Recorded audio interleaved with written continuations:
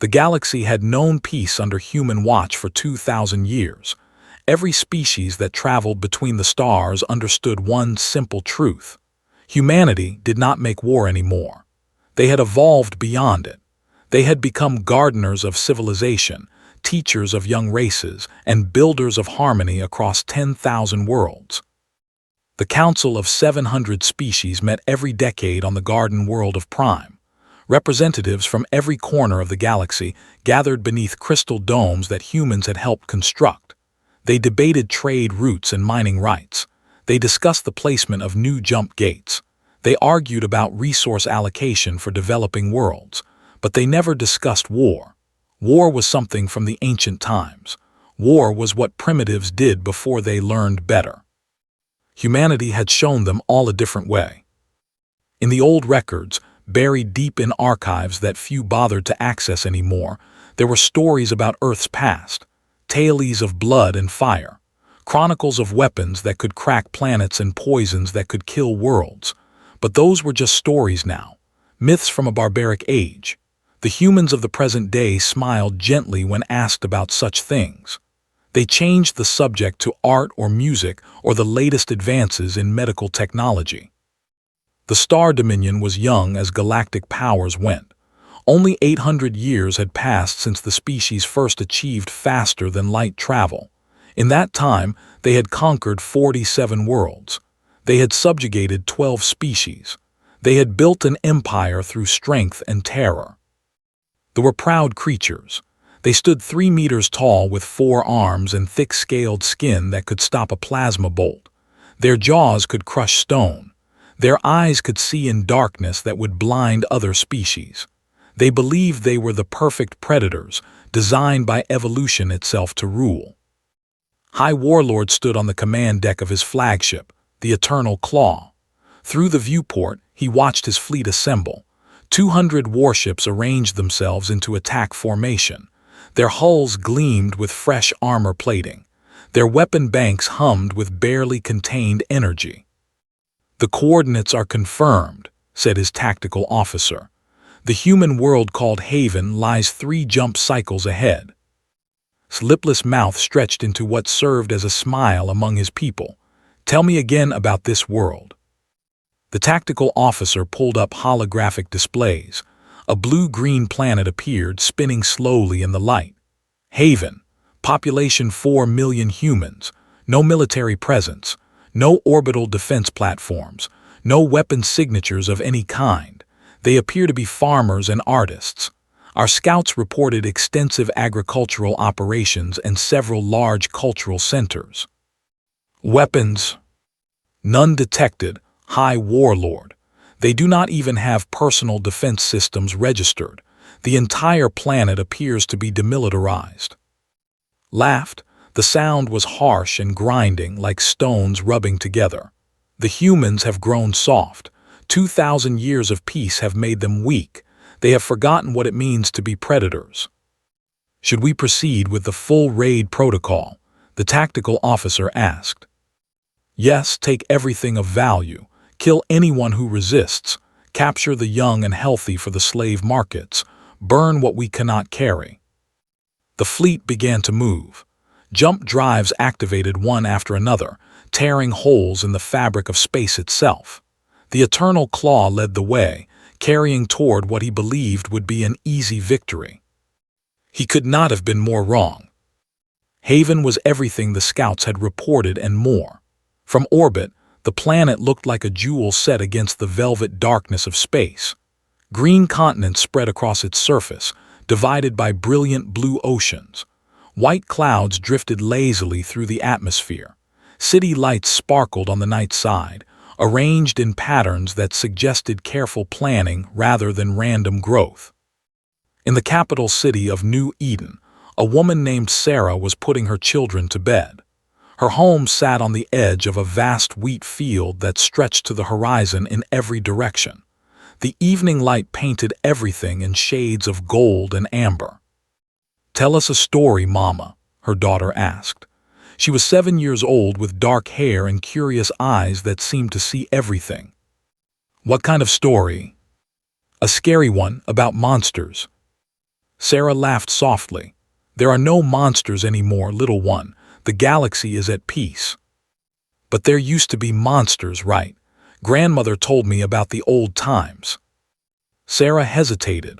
Her mother had been a historian before her death. She had spent her life studying the archives, reading accounts from ages past. Some of those stories had been dark indeed. That was a long time ago, Sarah said finally.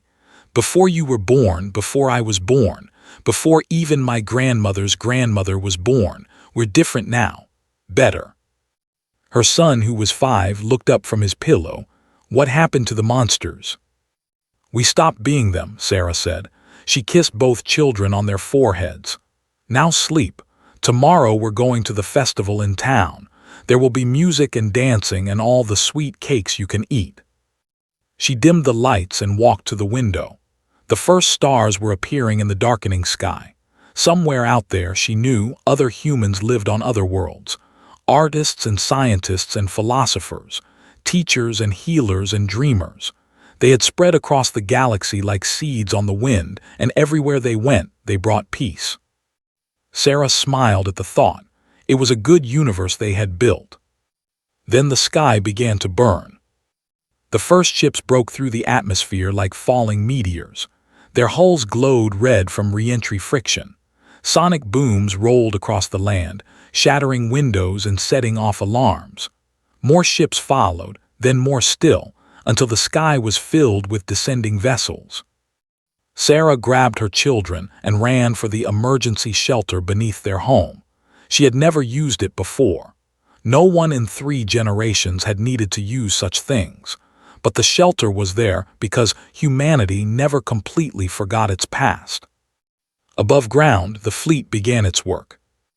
Landing craft touched down outside every major population center. Troops poured out by the thousands, their armor gleaming under the alien stars. They carried plasma rifles and vibration blades. They wore helmets that let them see through walls and sensors that could detect heartbeats from 100 meters away. High Warlord watched the operation from his command shuttle as it descended toward New Eden. Status report. All landing zones secured, his tactical officer replied. Resistance is minimal. These humans truly have no weapons. Our troops are encountering only panic and confusion. Begin collection. I want everything of value loaded onto transports within 6 hours. As you command, High Warlord. The slaughter began. In the farming districts, soldiers kicked down doors and dragged people from their homes. Those who ran were shot in the back. Those who fought with their bare hands were cut down where they stood. Those who surrendered were sorted into groups. The young and healthy went to slave pens. The old and sick were executed on the spot. In the cultural centers, soldiers smashed ancient artworks and burned libraries. They laughed as sculptures that had taken decades to create were reduced to rubble. They urinated on manuscripts that contained the wisdom of ages. They set fire to concert halls where orchestras had played symphonies of such beauty that alien visitors had wept upon hearing them. In the hospitals, patients were ripped from their beds and thrown into the streets. Medical equipment was looted. Doctors who tried to protect their patients were beaten to death with their own instruments. By midnight, New Eden was in flames. Smoke rose from every district. Bodies lay in the streets. The screams of the captured filled the air as they were loaded onto transport ships. Walked through the ruins of what had been the central plaza. Around him, his soldiers continued their work. He picked up a broken piece of sculpture and examined it. The fragment showed a human hand reaching toward the stars.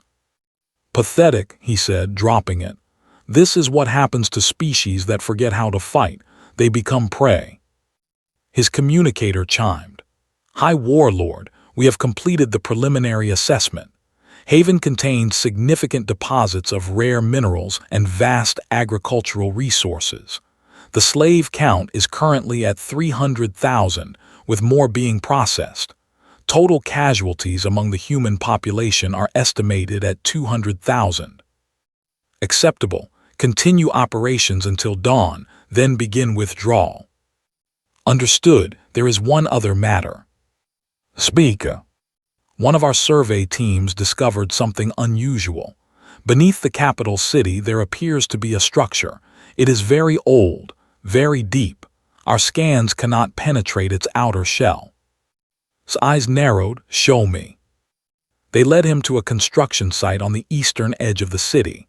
Engineers had blasted through the ground, revealing what lay beneath. Steps carved from black stone descended into darkness. The walls were smooth, polished to a mirror shine that should have been impossible to achieve. How old? Demanded. Based on geological analysis, this structure has been here for at least 15,000 years. That cannot be. Humans have only had space travel for 6,000 years. The data is clear, High Warlord. This predates their expansion into space by a considerable margin. Stood at the edge of the excavation, staring down into the blackness. Something stirred in his gut.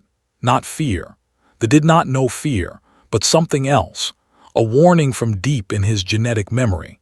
The instinct that had kept his ancestors alive when they were still hunting in the swamps of there. Seal it, he ordered.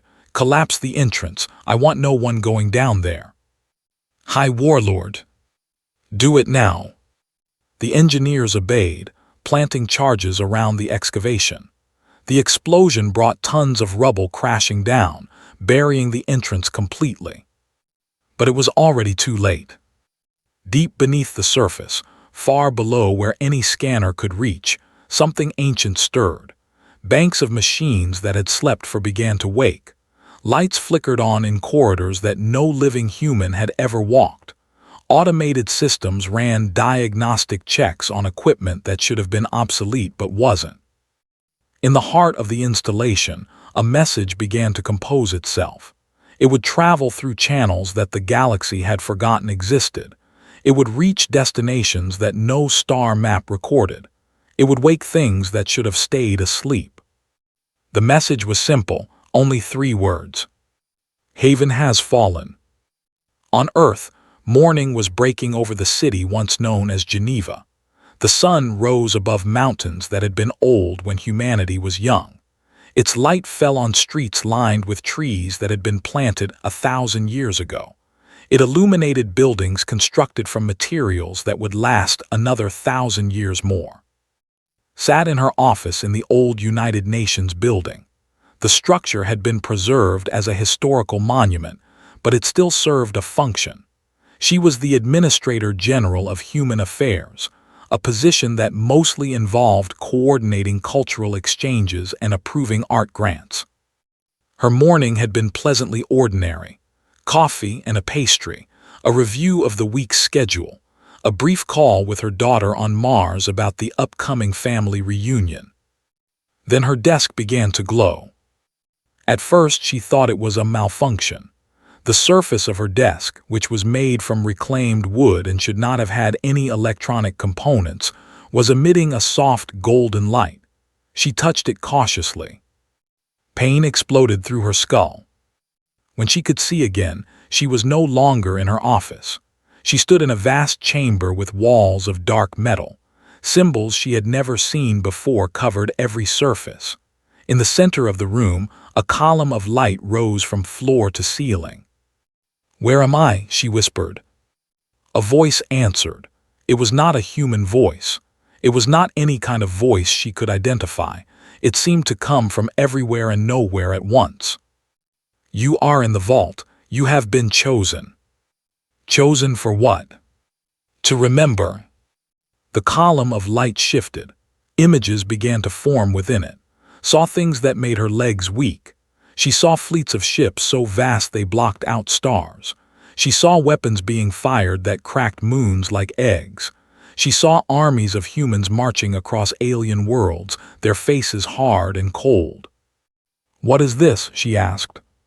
"History, true history, the history your people chose to forget. This cannot be real. We were never like this." "You were exactly like this. For 100,000 years you made war. You conquered. You destroyed. You were the most terrible thing the galaxy had ever known." The images continued. Watched civilizations fall. She watched species go extinct. She watched stars die because humans had killed them. Then why did we stop? She asked. Because you chose to stop. 2,000 years ago, your leaders gathered and made a decision. They were tired of blood, tired of death. They wanted to be something different, something better. And the weapons, the armies. Hidden, stored, waiting, in case they were ever needed again. Felt tears running down her face. Why are you showing me this? The light changed color. It became red. Within it she saw Haven. She saw the ships descending. She saw the soldiers killing and burning. She saw the children being dragged from their homes.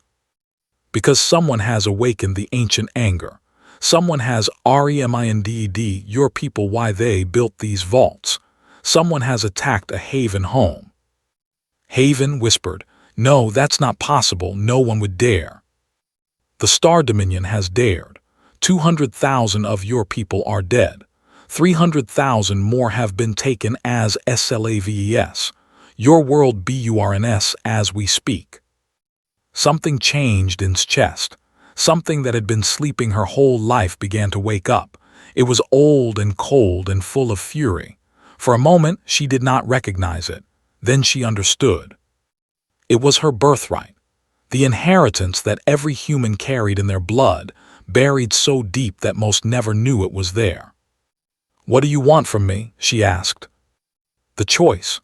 Only the Administrator General can authorize the use of the vaults. Only you can wake the sleeping armies. Only you can release the ancient weapons. Closed her eyes. She thought of her daughter on Mars, her who would be born into whatever future she chose. The billions of humans scattered across the galaxy who had lived their whole lives in peace. She thought of the dead on Haven, the enslaved, the burned cities and shattered dreams. She opened her eyes. "Wake them," she said, "wake them all." The galaxy was about to remember why it had once trembled at the name of Earth. Across human space, things began to happen. On Luna, the great accelerator that everyone thought was used for particle physics research began to reconfigure itself. Maintenance workers were evacuated by polite but firm automated systems. Doors that had not opened in 2,000 years slid apart, revealing hangars filled with ships that should not have existed. On Mars, the terraforming stations that had transformed the red planet into a garden world revealed their true purpose. Beneath their agricultural domes lay factories. Beneath their research labs lay armories. Beneath their peaceful surfaces lay the instruments of war. In the asteroid belt, mining platforms stopped extracting ore and began producing something else entirely. Automated systems assembled components with speed and precision that belief. Ships took shape in the void, each one carrying enough firepower to crack a continent. Deep beneath Earth's oceans, structures that had been dormant since before recorded history came alive. They rose from the depths, water cascading from hulls made of materials that did not exist in any database. These were the oldest ships, the first ships, built when humanity was just beginning to reach for the stars. They were also the most terrible. In every human settlement across the galaxy, monuments that had stood for centuries began to transform. Statues of philosophers became weapons platforms. Cultural centers revealed hidden bunkers. Parks and gardens concealed landing pads for that materialized from thin air. The transformation took exactly 6 hours. When it was complete, humanity had the largest military force the galaxy had ever seen. Admiral James had been retired for 30 years. In his youth, before the final disarmament, he had commanded a patrol ship on the frontier. His duties had been simple: escort merchant vessels, survey new systems, help alien species in distress. He had never fired a shot in anger. Now he stood on the bridge of the righteous fury, a dreadnought so large it had its own weather systems. The ship had been waiting in the heart of Mars, buried beneath the Vols, since before his grandfather's grandfather was born. All systems online, his executive officer reported. The fleet is assembled and awaiting orders. Looked at the tactical display. It showed 12,000 warships arranged in perfect formation. Each one was larger and more powerful than anything the Star Dominion had ever built. Together, they represented enough destructive capability to sterilize every world in the Empire. "Open a channel," he said. "All frequencies. I want every species in the galaxy to hear this." The communications officer, "Channel open, Admiral," took a deep breath. The words he was about to speak had been prepared 2,000 years ago, recorded by leaders who hoped they would never be needed. He had modified them only slightly. "This is Admiral James of the United Human Fleet. I am addressing the Star Dominion, but I want every civilization, every species, every sentient being in this galaxy to hear my words. For 2,000 years, humanity has lived in peace. We put away our weapons. We dismantled our armies. We chose to become teachers and healers and artists. We believed that we had evolved beyond the need for violence. We were wrong. The Star Dominion has attacked the human world of Haven. They have murdered 200,000 innocent people. They have enslaved 300,000 more. They have burned our cities and desecrated our culture. This was a mistake. We gave the galaxy 2,000 years of peace because we chose to, not because we had to, not because we were weak, not because we had forgotten how to make war. We chose peace because we were tired of being monsters. But monsters we remain, deep in our bones, and now that choice has been revoked. To the leaders of the Star Dominion, you have 72 hours to release every human prisoner and withdraw from Haven. Failure to comply will result in the complete destruction of your species. This is not a negotiation. This is not a threat. This is a promise. Earth remembers, and Earth is angry. The message ended. Across the galaxy, billions of beings heard it. Most did not believe it. The humans they knew were kind and gentle. The humans they knew wrote poetry and painted masterpieces. The humans they knew would never threaten genocide. They were about to learn the truth. High Warlord received the message while his fleet was still loading plunder from Haven. He listened to it twice, then burst out laughing. "The humans think they can threaten us," he said. "With what? Poetry, music. They have no weapons, they have no warriors, they are prey pretending to be predators." His tactical officer looked troubled. "High Warlord, our long-range sensors are detecting unusual activity throughout human space. Large energy signatures appearing where none existed before. Malfunctions. Our equipment is old. We should have upgraded it years ago. Also, we are receiving reports from our border outposts. Ships are approaching, many ships." Waved his hand dismissively. "Merchant vessels, no doubt. The humans are probably sending relief supplies to their ruined world. How touching. The energy profiles do not match merchant vessels, High Warlord. They match military warships, many thousands of military warships." For the first time, a sliver of doubt entered his mind. He pushed it aside. They were conquerors. They had crushed a dozen species. They would crush the humans too. "Prepare the fleet for combat," he ordered. "If the humans want to fight, we will teach them why that is a mistake." His officers rushed to obey. The fleet arranged itself into a defensive formation around Haven. 200 warships, each one crewed by the finest warriors the Star Dominion had to offer. They were about to face 12,000 human vessels. The slaughter would be quick. Watched the preparations from the vault beneath Geneva. The ancient systems showed her everything, every ship being launched, every weapon being activated, every soldier waking from sleep.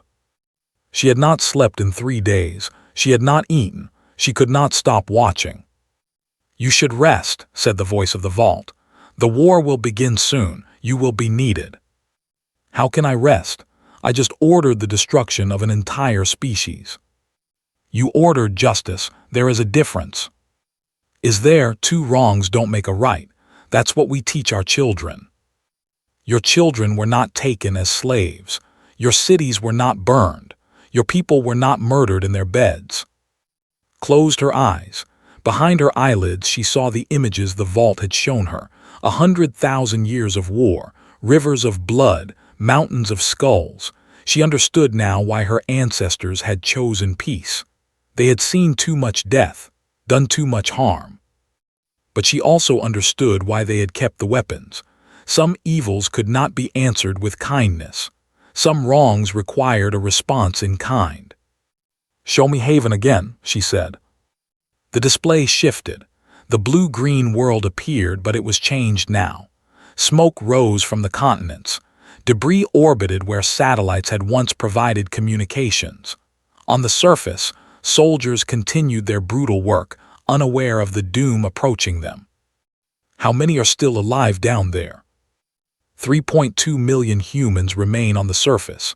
Most are in hiding. They have not yet found all the shelters. And Sarah, the woman with the 2 children. The display zoomed in, saw a bunker beneath a ruined farmhouse.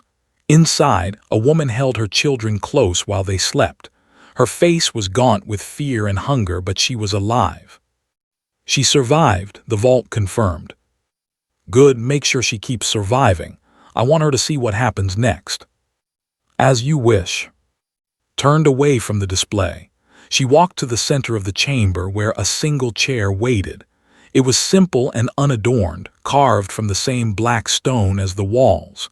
She sat down. "Begin the interface," she said. "Are you certain? Once you connect, you will feel everything, every death, every moment of pain, both human and..." "I ordered this war. I should experience what it costs." Neural connections activated throughout her body. Her consciousness expanded beyond its normal limits. Suddenly, she was not just anymore. She was the entire human fleet, every ship, every weapon, every soldier. She was 12,000 vessels moving through space toward Haven. She was the first missiles being loaded into their tubes. She was the gunners checking their targeting systems. She was the pilots strapping into fighters. She was all of them, and she felt their fury as if it were her own. They had made a terrible mistake. They had confused patience for weakness. They had mistaken mercy for fear. They had looked at 2,000 years of peace and assumed humanity had forgotten how to make war. They were about to learn the truth. Humanity had not forgotten. Humanity had simply been waiting. And now the waiting was over. The human fleet emerged from jump space like wolves descending upon a wounded deer. 12,000 ships materialized in perfect formation around Haven, surrounding the fleet from every direction. The darkness of space became filled with metal and death. High Warlord stood frozen on his command deck. His tactical displays showed him what his mind refused to accept. Where there had been empty void moments ago, there were now warships. Thousands upon thousands of warships. Each one was larger than anything in his fleet. Each one bristled with weapons that his scanners could not identify. "This is impossible," he whispered. His tactical officer's voice shook.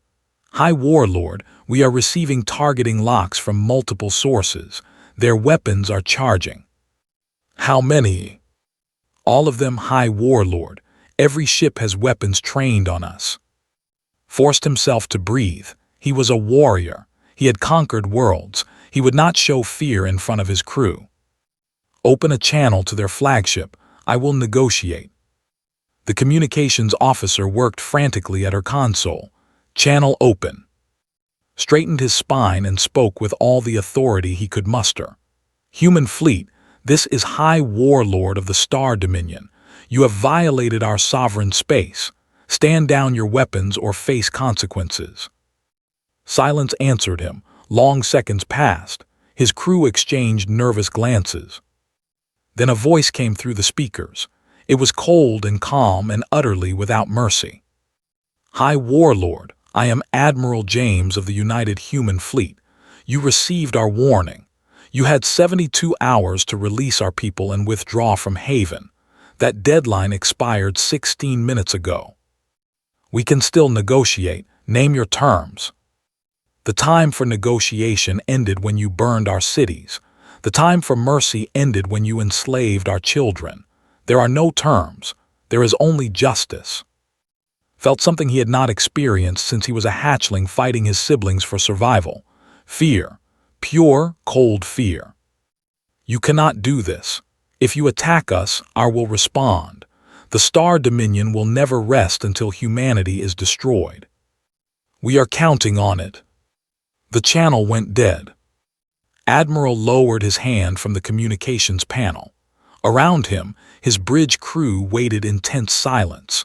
They were all veterans of the old patrols, pulled from retirement and given command positions in the new fleet.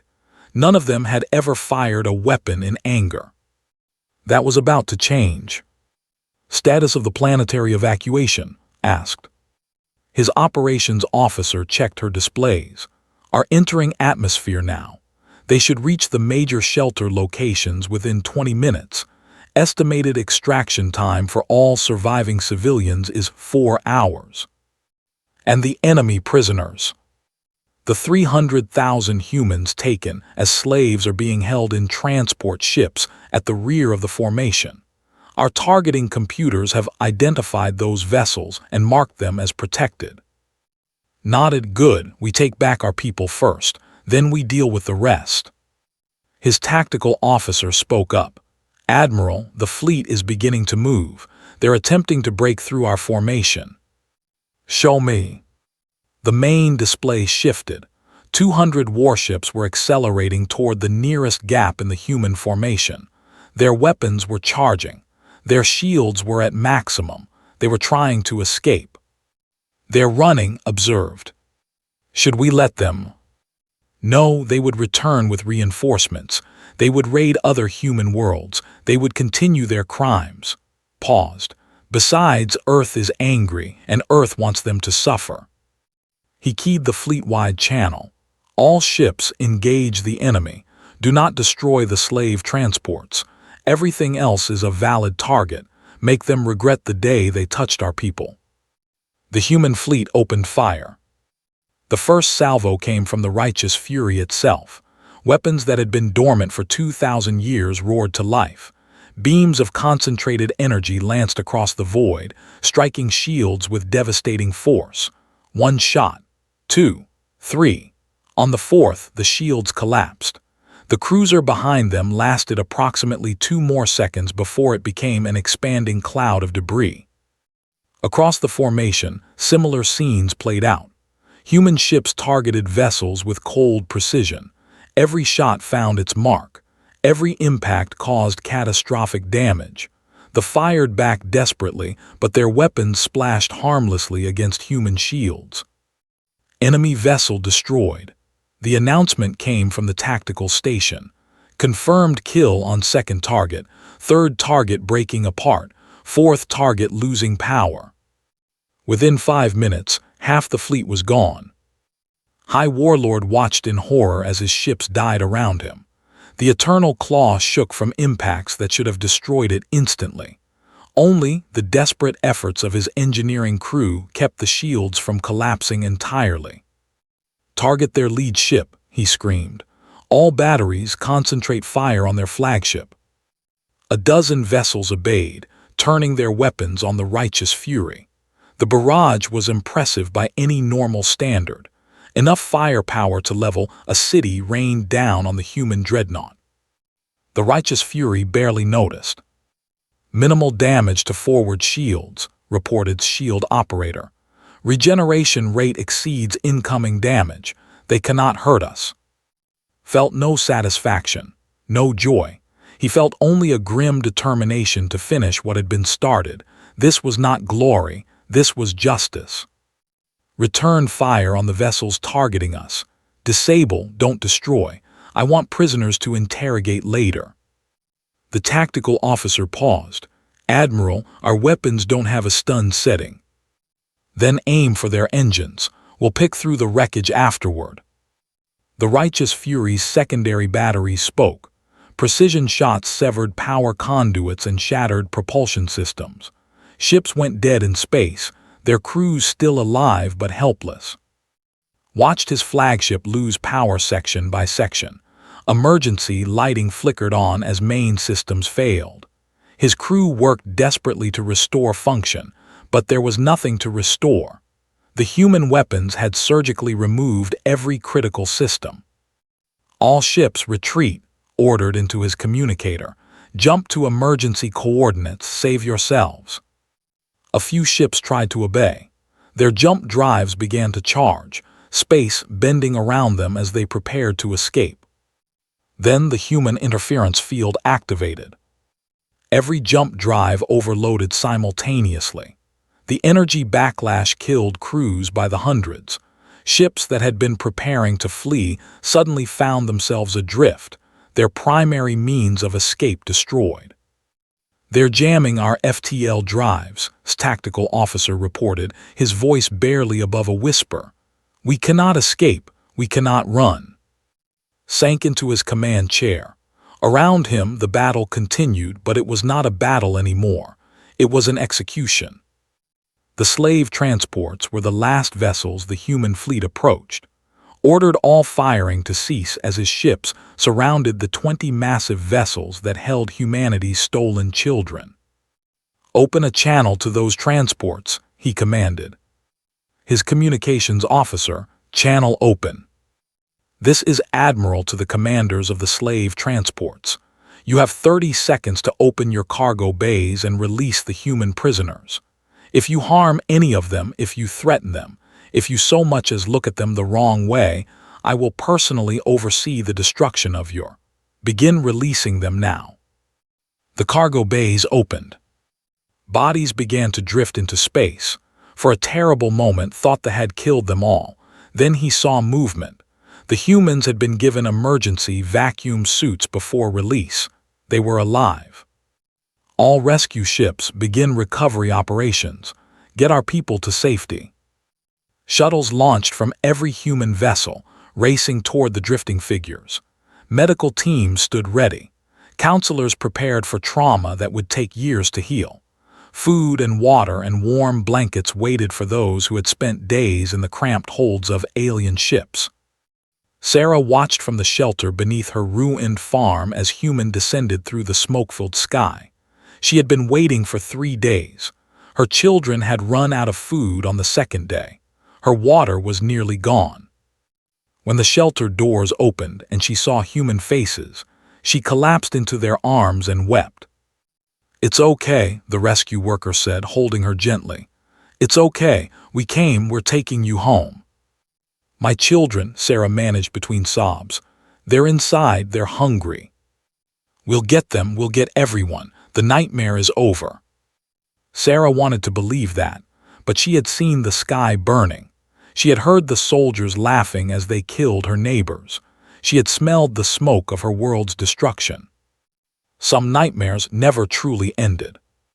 The rescue of Haven's survivors took 18 hours. 3.2 million people were evacuated from the surface, transported to medical ships that had jumped in from colonies across human space. The dead were counted and recorded.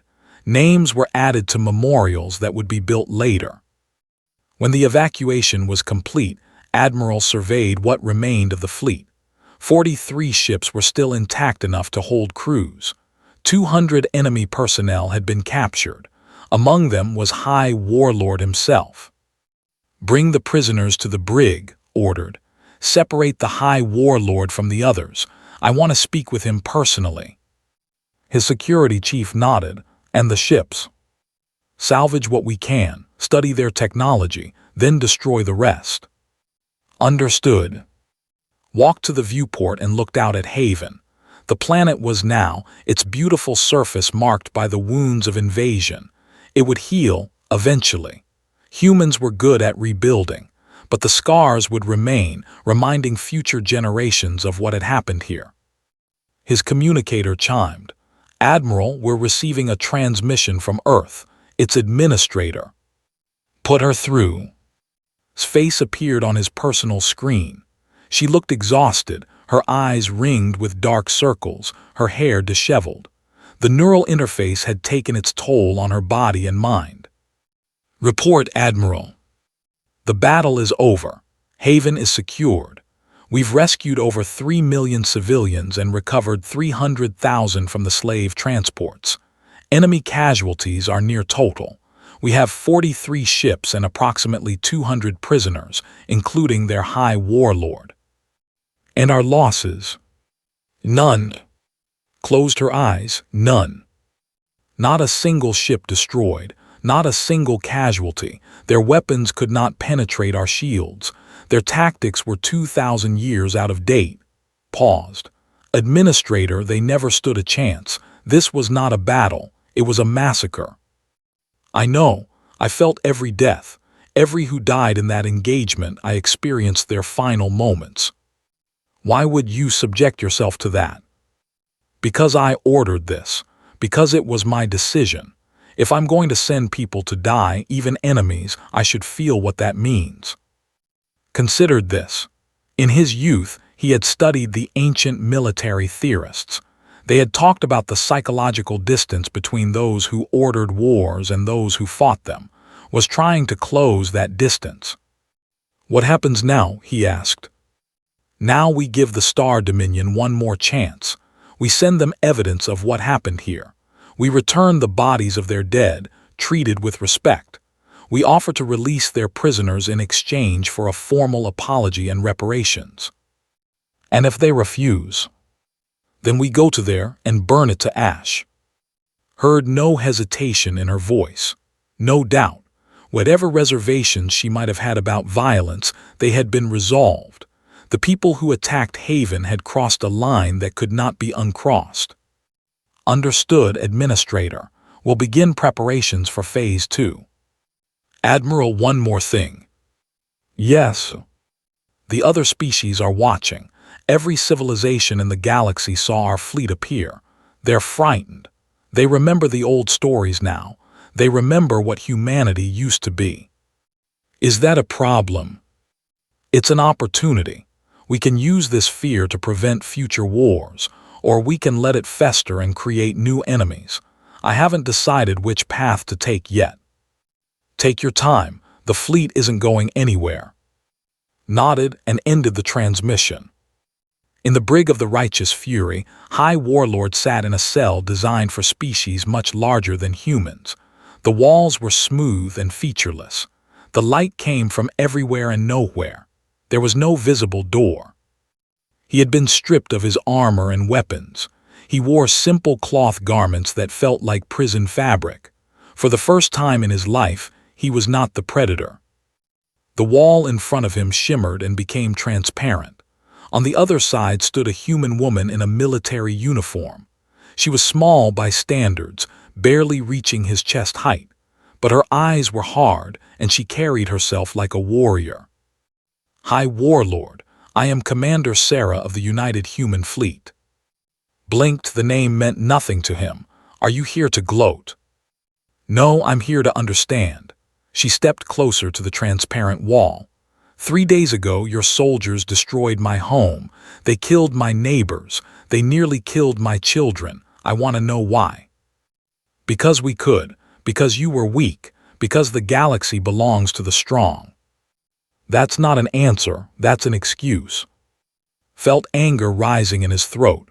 How dare this tiny creature lecture him? He was a conqueror. He had brought worlds to their knees.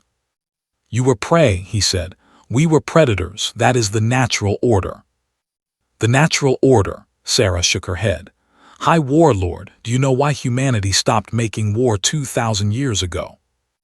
Because you became weak. Because you forgot how to fight. No, we stopped because we had won. Did not understand. Won what? Everything. Sarah's voice was flat without emotion. 100,000 years ago, we started reaching for the stars. At first, we encountered species that were hostile. They attacked us. They tried to destroy us, so we destroyed them first. She touched a control panel. The walls of cell became screens, displaying images from the ancient archives. This is what we were before we chose peace. This is what we did to anyone who threatened us. Watched, he saw fleets darkening skies, armies marching across planets, weapons tearing suns apart. He saw species being hunted to extinction, civilizations being erased from history. He saw horror on a scale that made his own conquests look like children playing at war. For 100,000 years, we were the monsters under everyone's bed. We conquered, we destroyed, we killed so many that we lost count. Sarah's voice grew colder. By the end, there was no one left to fight. Every hostile species in our reach was gone. We were alone, surrounded by the graves of those who had dared to challenge us. So you stopped because you ran out of enemies. We stopped because we looked at what we had become and we were disgusted. We had become the very thing we feared, the predators, the destroyers, the monsters. She paused. We chose to be different. We chose to be better. We hid our weapons and built a new civilization based on peace and cooperation. Process this. Then why keep the weapons at all? Why not destroy them? Because we knew the truth. We knew that someday someone would mistake our kindness for weakness. Someone would attack us, thinking we had forgotten how to fight. We needed to be ready for that day. And now that day has come. Yes, you brought it. You reminded us why we built those weapons in the first place. Sarah stepped back from the wall. The Star Dominion has until tomorrow to respond to our demands. If they refuse, we will destroy you. If they accept, you will spend the rest of your life as a prisoner, thinking about the consequences of your choices. My people will never surrender to prey. Then your people will die. Sarah turned to leave. High Warlord, I'm going to tell you something that will haunt you for whatever time you have left. The fleet that destroyed yours. That was 1% of our total military capacity. We haven't even started yet. She walked away, leaving alone with his thoughts and the images still playing on his walls. Images of humanity's terrible past. Images of what they were capable of when they stopped being kind. He began to understand that his species had made a fatal miscalculation. The Star Dominion's response came within 12 hours. Supreme Matriarch, the highest authority in the Empire, appeared on every screen in the galaxy. Her scales were gray with age, and her eyes held the wisdom of centuries. She was the longest-serving ruler in Dominion history. She was also afraid. Anyone who knew her species could see it in the way she held her head, the tension in her forearms, the slight tremor in her voice.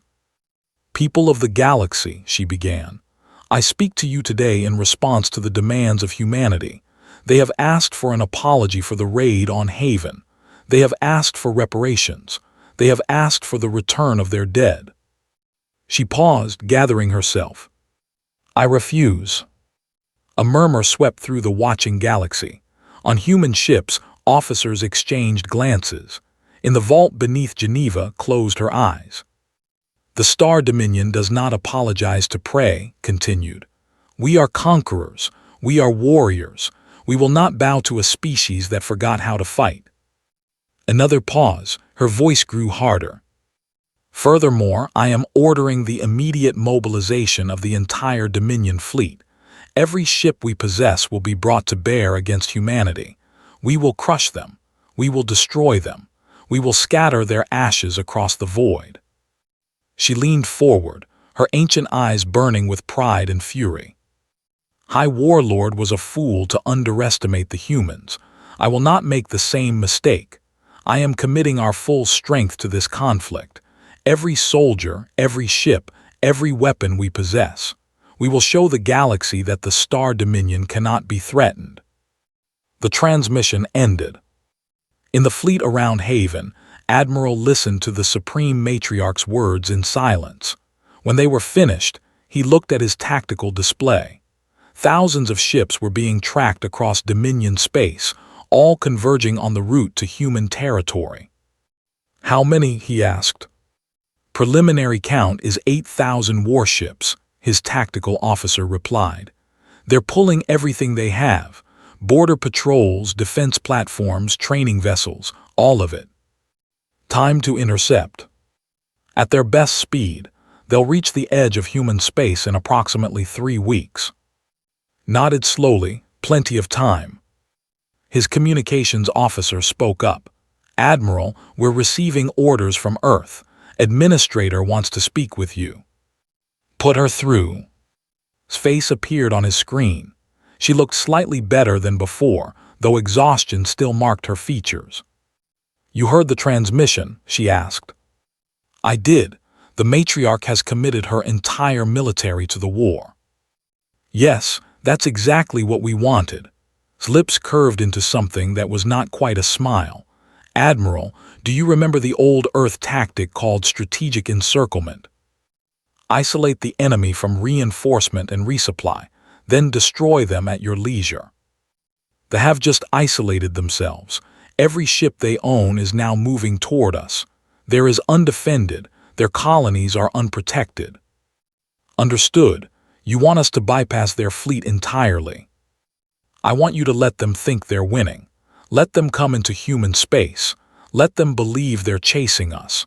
And while they're busy looking for our main fleet, we hit everything they left behind.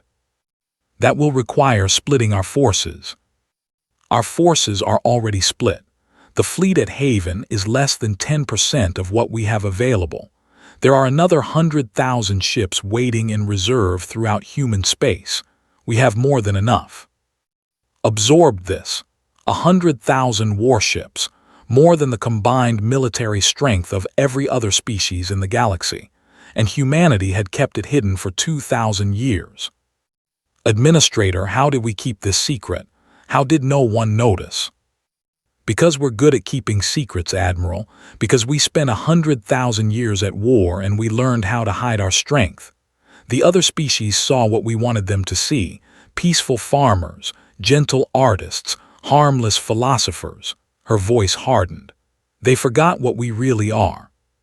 What are your orders? Continue to secure Haven. Begin evacuation of all essential personnel from frontier colonies. Send the reserve fleets toward Dominion space on approach vectors that will intercept their undefended worlds. And their main fleet. Lead them on a chase. Make them think they're winning. When they're deep enough in human space, when they're too far from home to retreat, we'll close the trap. Felt something stir in his chest. It was not bloodlust. It was not vengeance. It was something older and colder. The feeling of a predator preparing to strike. Understood, Administrator. We'll begin immediately. One more thing, Admiral. I've been monitoring galactic communications. The other species are terrified. They're calling emergency sessions. They're debating whether to intervene. On which side? Neither at the moment. They're too scared to do anything, but that could change. If they think we're going to become the monsters from the old stories, they might try to stop us. Can they? No, but they could make things messier than they need to be. Considered this.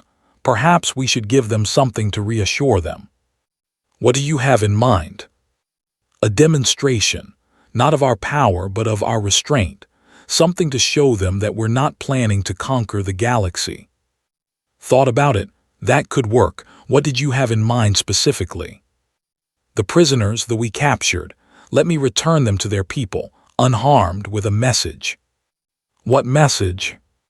That we're not animals, that we don't torture, that we don't want to kill everyone. We just want justice for Haven. Was silent for a long moment. Finally she nodded. Do it. Return the prisoners, but keep the High Warlord. He stands trial for his crimes. Understood. The channel closed, turned to his crew. Prepare the prisoners for release. Give them food, water, and medical attention. Then put them in a transport and send them home. His security chief frowned. Admiral, some of those prisoners participated in the massacre on Haven. They killed innocent people. I know, and they'll have to live with that for the rest of their lives. But we're not going to sink to their level. We're going to show the galaxy that humanity can be strong without being cruel. Yes, Admiral. Walked to the viewport and looked out at the stars. Somewhere out there, 8,000 ships were racing toward human space. They thought they were coming to destroy an enemy. They had no idea they were walking into a trap. The war was just beginning, and humanity was about to remind the galaxy why it had once trembled at their name. 3 weeks passed like a held breath. The fleet advanced into human space with all the confidence of predators chasing wounded prey. 8,000 warships moved in a massive formation that blotted out the stars. Supreme Matriarch had taken personal command, her flagship at the center of the armada. She believed she was hunting humanity toward extinction. She did not understand that she was being herded. Admiral commanded the defensive operations from the Righteous Fury. His orders were simple: engage the enemy, inflict damage, then retreat before they could bring their full strength to bear, make it look like humanity was losing. The first contact came at the system, a quiet agricultural colony with a population of 500,000. The colonists had been evacuated weeks before. Empty farms and abandoned cities waited for the invaders. "Enemy fleet dropping out of jump," reported the tactical officer. 8,000 contacts bearing 27 Mark III. Studied the display. His force was small compared to the armada. Only 500 ships, carefully selected to appear weak while still being capable of causing damage. "All ships engage on my command. Fire for effect, then withdraw on Vector 3 Alpha." The human ships swept toward the formation like wolves nipping at a bear. Their weapons struck with precision, destroying a dozen enemy vessels before they could respond. Then, just as was ordering her fleet to pursue, the humans jumped away. On the flagship, watched the human ships disappear with satisfaction. "They're running," she observed. "As I predicted, they cannot stand against our full strength." Her tactical officer was less certain. "Supreme Matriarch, those ships destroyed 12 of our vessels in under a minute. Their weapons are far more powerful than our intelligence suggested." "And yet they fled. Power means nothing without the will to use it." "Perhaps, but something troubles me. They attacked from the direction of their core worlds, which suggests they were trying to protect something. But this system is nearly empty. Why defend it?" Waved her hand dismissively. "Prey animals do not think strategically. They react on instinct. The humans saw us coming and attacked without planning. When we destroyed them easily, they panicked and ran." "We did not destroy them easily. We barely damaged them at all." "Minor details. Continue the advance. I want to reach there within the month." The fleet pushed deeper into human space. Behind them, the trap began to close. The first reports of attacks on Dominion territory came 12 days into the campaign. A minor colony on the border reported contact with unidentified ships. The message ended mid-transmission. Dismissed it as equipment failure. The second report came 3 hours later. A military outpost that had been left to guard the Dominion's rear flank went silent. When scout ships were sent to investigate, they found only debris. The third report came from the Dominion itself. "Supreme Matriarch, urgent communication from Capital Command." Scales rippled with annoyance. "Put it through." The face of her highest-ranking domestic general appeared on screen. He was pale with fear, his pupils dilated, his breathing rapid. "Supreme Matriarch, we are under attack." "What? That's impossible. The human fleet is here running from us." "Not the human fleet, Matriarch. Something else. Thousands of ships appeared in our system without warning. They bypassed our outer defenses entirely. They are bombarding our orbital platforms." Felt the deck shift beneath her feet. "How many ships?" "We cannot get an accurate count. They have deployed sensor jamming, but estimates suggest at least 20,000. 20,000. Perhaps more. They are using weapons we have never seen before. Our defenses are failing. We need the fleet to return immediately." Turned to her tactical officer. "How long to jump back to the—" 3 weeks at maximum speed, Supreme Matriarch. We push deep into human space. The journey back will take time. We don't have 3 weeks. On the screen, the domestic general flinched as an explosion rocked his command center. Matriarch, they have broken through our planetary shields. They are landing ground forces. We cannot hold without reinforcement. The transmission dissolved into static. Stood in the sudden silence, surrounded by her officers. The truth was beginning to dawn on them. They had been fooled. The small fleet they had been chasing was a distraction. The real human force had circled behind them and struck at their undefended heart. "Reverse course," she ordered, her voice hollow. "All ships maximum speed. We return to the Supreme Matriarch. If we turn around, the humans behind us will attack our rear." "I know, but if we don't go back, there won't be a to defend." The Great Armada turned and began the long journey home. Behind them, Admiral smiled grimly and ordered his ships to follow. The chase had become a rout. Watched the unfolding campaign from the vault beneath Geneva. The neural interface showed her everything. She saw the fleet turning back in disarray. She saw human ships pursuing them, picking off stragglers one by one. She saw the attacks on Dominion colonies across their territory. And she felt all of it. Every death registered in her consciousness. Every moment of fear, every instant of pain, every final heartbeat. She had connected herself to the war, and now she could not disconnect. "You should rest," said the voice of the vault. "Your body is failing." "I can't rest, not until it's over." The Dominion is breaking. Their fleet is in retreat. They're as under siege. Victory is assured. Victory laughed bitterly. "What does that even mean? We've killed millions. We'll kill millions more before this ends. How is that victory?" "It is the preservation of your species. It is justice for the dead of Haven. It is the restoration of safety for human worlds across the galaxy. It's also genocide. We're wiping out an entire civilization. They attacked first. They murdered innocents. They enslaved children. And that makes it right to destroy them entirely." The vault did not answer. Perhaps it could not. Perhaps there was no answer. Closed her eyes and reached out through the neural network. She found the human ships surrounding the. She felt their weapons charging, their missiles armed, their crews ready to carry out the final order. One word from her, and everything they had built would burn. She thought about Sarah and her children, about the 200,000 dead on Haven, about the 300,000 who had been dragged away in chains.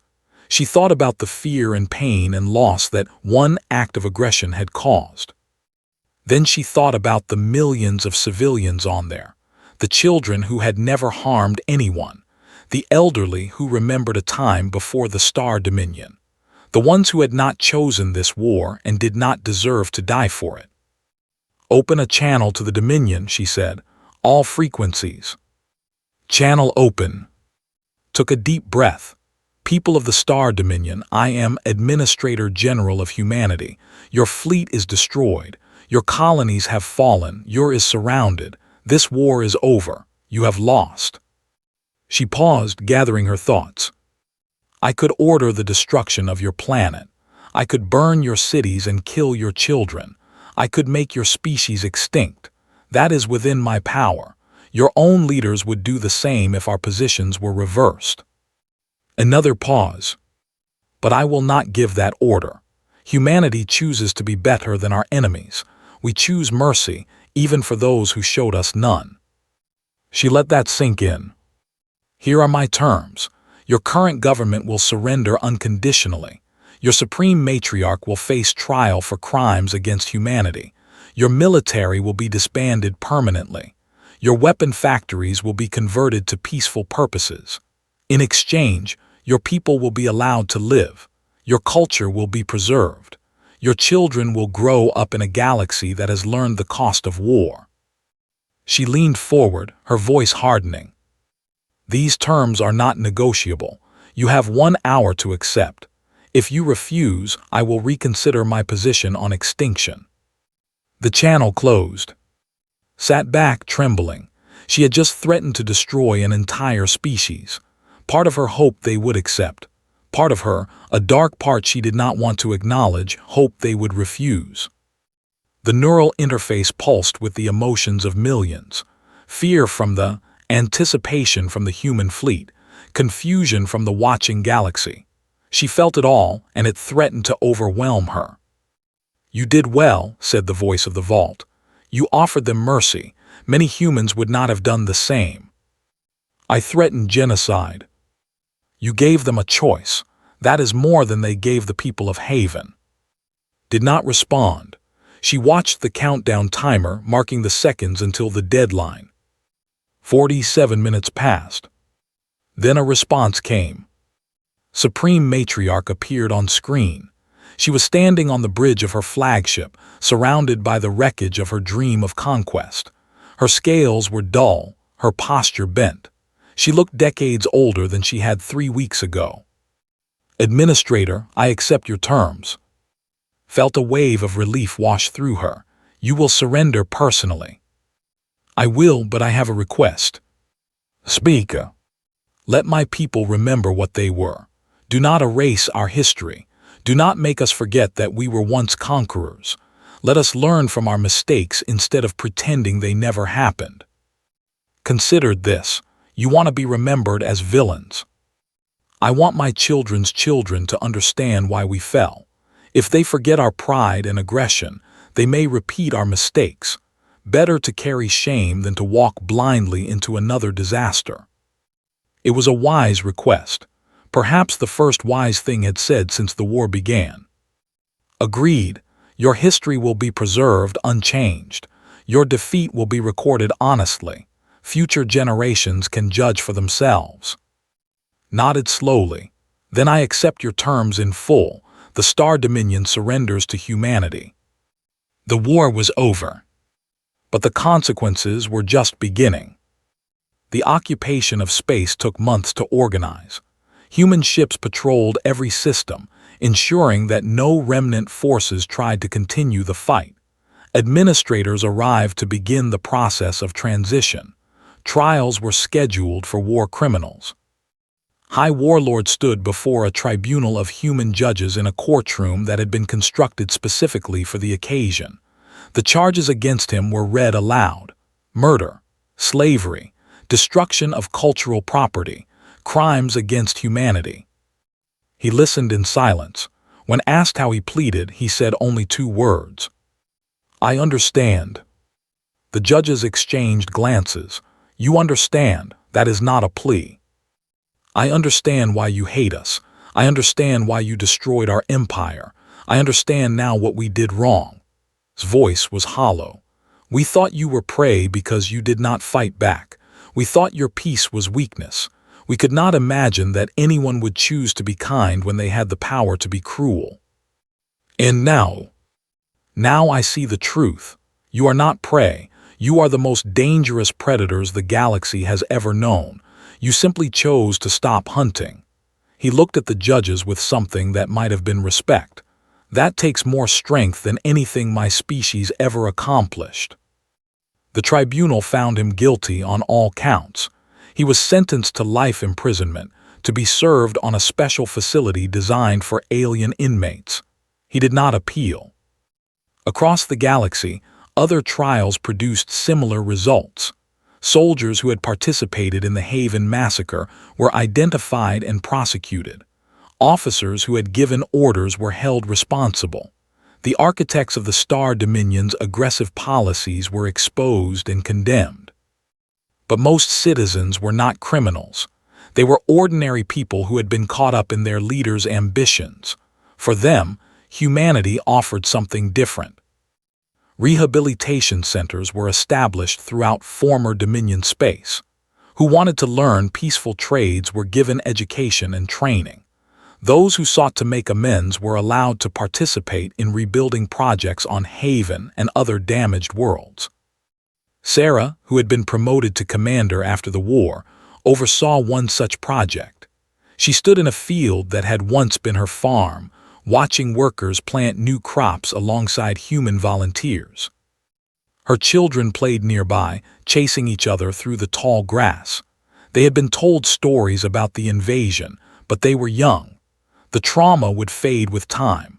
They would grow up in a universe where such things were history rather than current events. A worker approached her. He was young by his species standards, barely past adolescence. His scales were a deep blue that suggested he came from the Dominion's equatorial regions. "Commander, I wanted to speak with you." Sarah turned to face him. "What is it?"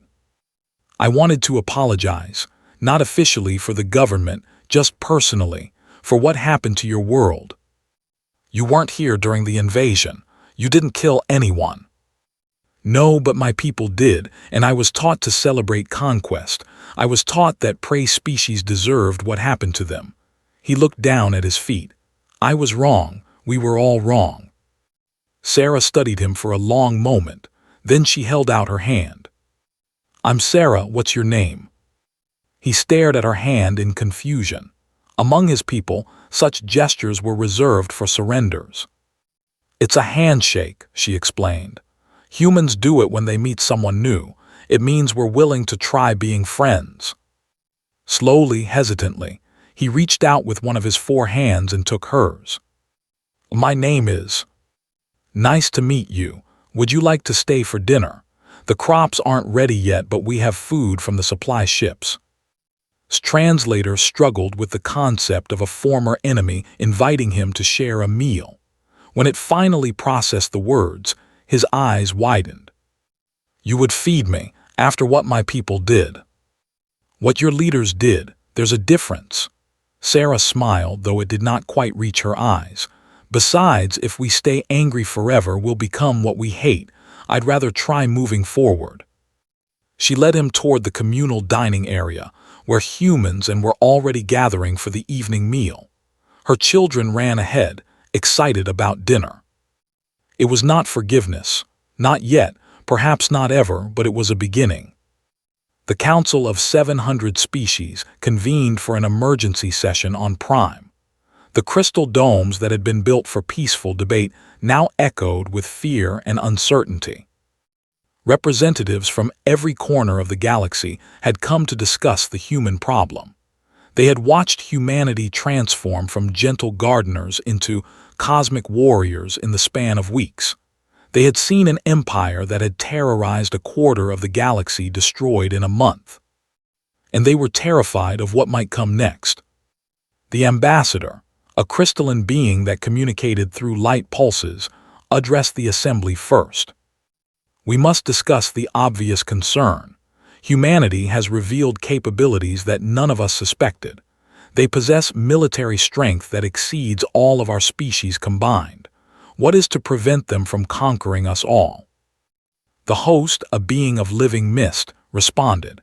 "They have shown no aggressive intent toward any species other than perhaps their war was truly defensive." "The thought they were predators," said they were wrong. How do we know that we are not similarly mistaken about human intentions?" The debate continued for hours. Species that had lived in peace with humanity for centuries suddenly questioned everything they knew. Ancient alliances were doubted.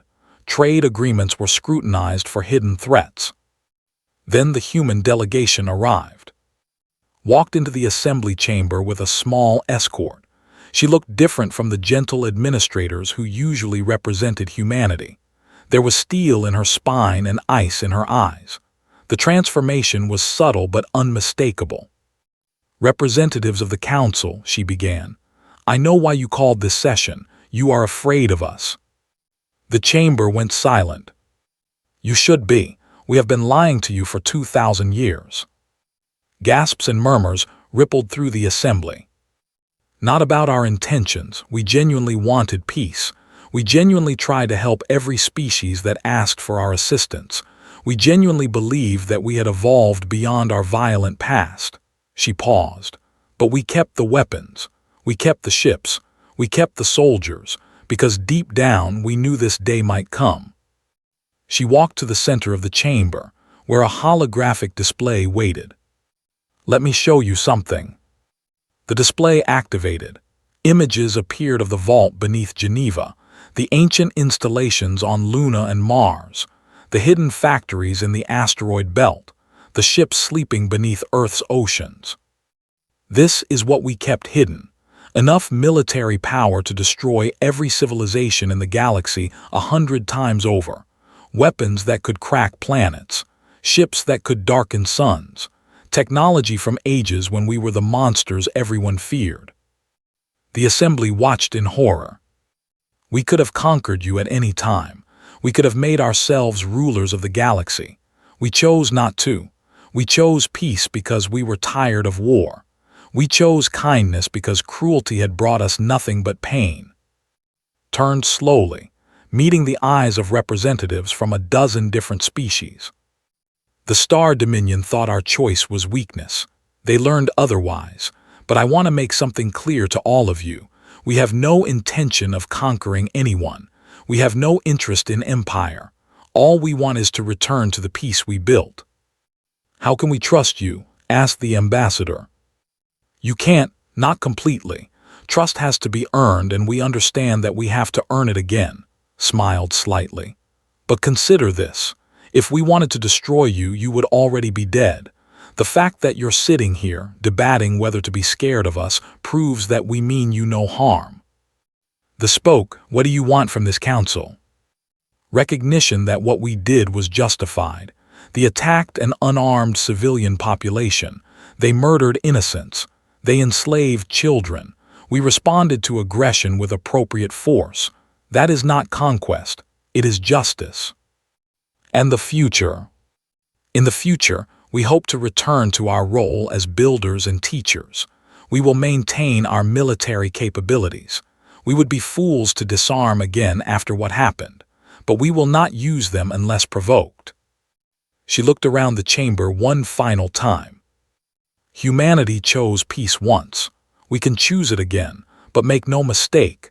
If anyone else tries what the Star Dominion tried, they will meet the same fate. We are done being prey. We will never be victims again. She walked out of the chamber without waiting for a response. The council debated for 3 more days.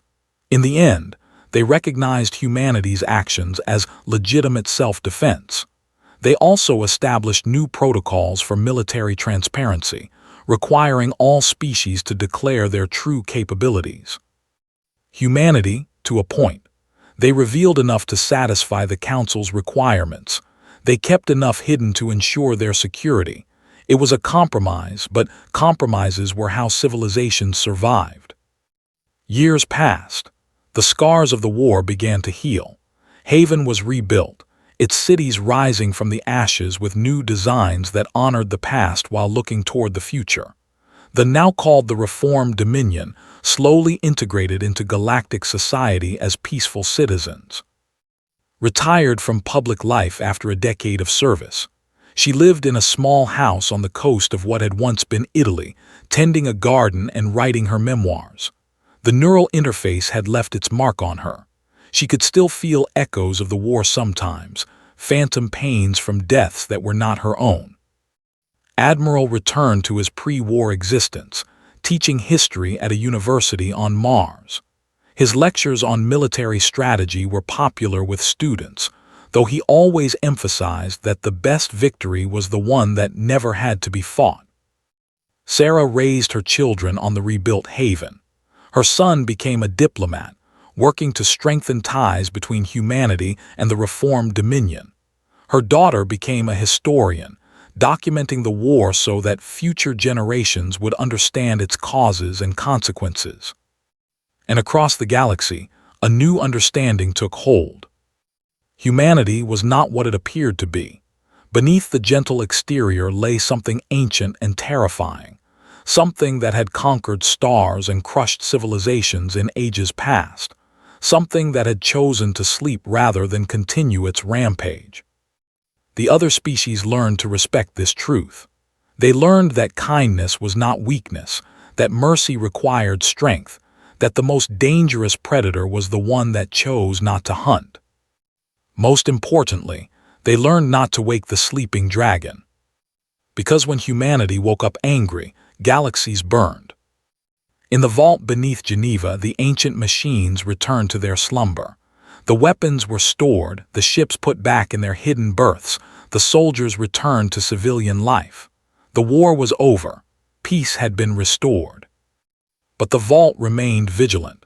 Its systems continued to monitor, continued to analyze, continued to prepare. It knew what the rest of the galaxy was slowly learning. Humanity would never forget how to make war. They had simply chosen to excel at other things: art and music and philosophy, science and medicine and exploration, building and teaching and healing. They were gardeners now, teachers, friends. But in their hearts, they were still warriors, still monsters, still the most dangerous species the universe had ever produced. They just didn't like to talk about it. And that was fine, as long as no one reminded them. As long as no one attacked a haven home. As long as no one woke Earth's fury. Because 2,000 years of peace could end in a single night. And the galaxy had learned that lesson the hard way.